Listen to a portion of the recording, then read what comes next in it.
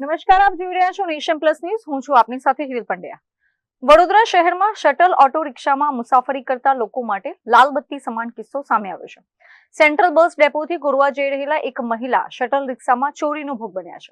વડોદરાના સેન્ટ્રલ બસ ડેપોથી ગોરવા જવા માટે શટલ રિક્ષામાં બેસેલ હંસા શર્મા નામની મહિલા ચોર ગેંગનો શિકાર બન્યા છે. મુસાફરી દરમિયાન રિક્ષામાં બેસેલા અજાણ્યા તસ્કરોએ તેમની બેગમાંથી પર્સ સેરવી લીધું હતું. મહિલા જ્યારે પોતાના ઘરે પહોંચ્યા ત્યારે તેમને ખ્યાલ આવ્યો કે તેમની બેગમાંથી પર્સ ગાયબ છે. ચોરી થયેલા પર્સમાં અંદાજે 2.5 તોલા સોનાની ચેન અને રૂપિયા 2500 થી 3000 ની રોકડ રકમ હતી. અમે ડેપોમાંથી બેઠા ને એટલે બસ રિક્ષામાં બેઠા તો શટલ વાળામાં બેઠા. પેલા પ્રાઇવેટ વાળાને કીધું તો અમે ના બેઠા.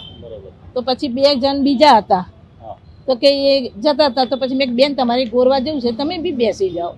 તો અમે 4 જણ બેઠા. પછી અમે આવ્યા ને તો અમે તમારે કઈ ઉતારવાનું છે? પેલા ભાઈ મેં કીધું એમને કઈ ઉતરવાનું છે કે એ તો ગોરવા અમારે ઉતરવાનું. અમે અહીં ઉતરી ગયા, એ સહયોગ ઉતર્યા. તમને કઈ રીતે ખબર પડી? શું ખબર કઈ રીતે પડી તમને? મને ઘરે જઈને પડી. શું હતું બેગમાં તમારે?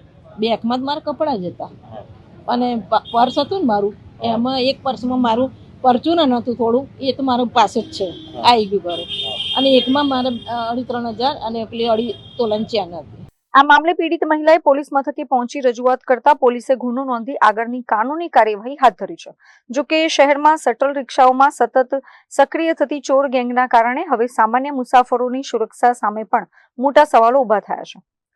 કેમેરામેન નવનીત પરમાર સાથે Chirag Patel, Nation Plus News, Vadodara. સમાચારોના સતત અપડેટ મેળવવા માટે અમારી નેશન પ્લસ ન્યૂઝની યુટ્યુબ ચેનલને સબસ્ક્રાઇબ કરો, બેલ આઇકન દબાવો અને જોડાયેલા રહો ફેસબુક, ઇન્સ્ટાગ્રામ અને ટ્વિટર પર.